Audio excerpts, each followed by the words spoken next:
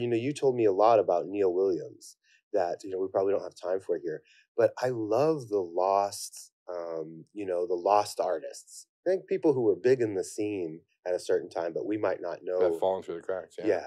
I mean, Dan Christian is a perfect prime example.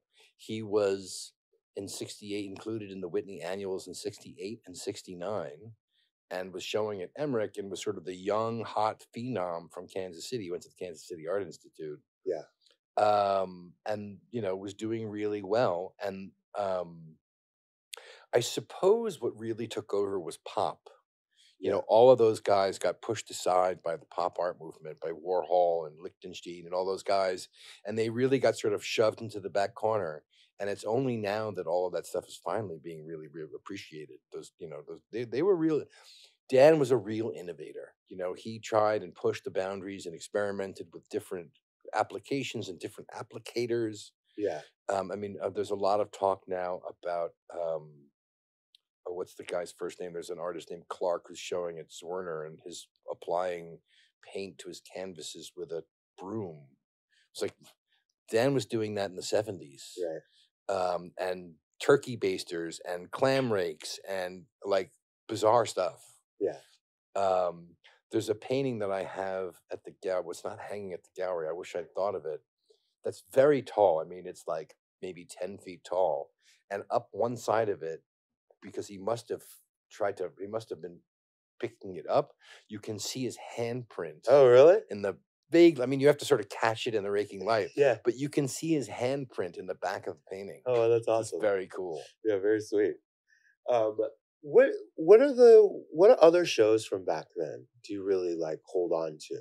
Like, what other contemporary finds? We did this fantastic show of Betty Parsons, who was this phenomenal dealer and showed Pollock. Showed like all of the big boys. And she was a fantastic artist, but because she was a woman, nobody took her art seriously. It's funny that she was taken more seriously as a dealer right.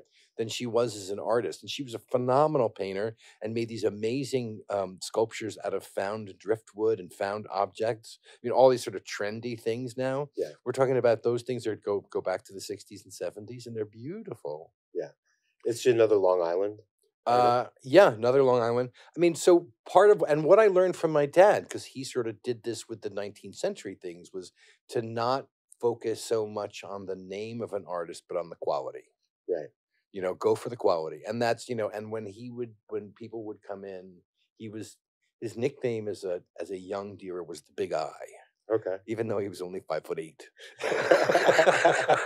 because he was really world renowned for his eye. Ira Spanierman. So people would come up and people would come meet with him to learn about collecting, and that the advice he gave them time and time again was to buy the best quality thing that they could afford. Yeah. Not necessarily by the big name.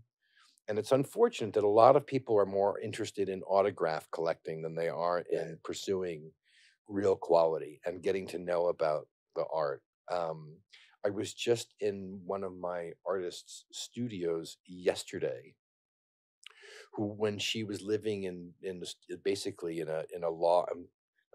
was living in a loft in Soho in the 70s when it was funky town. Yeah.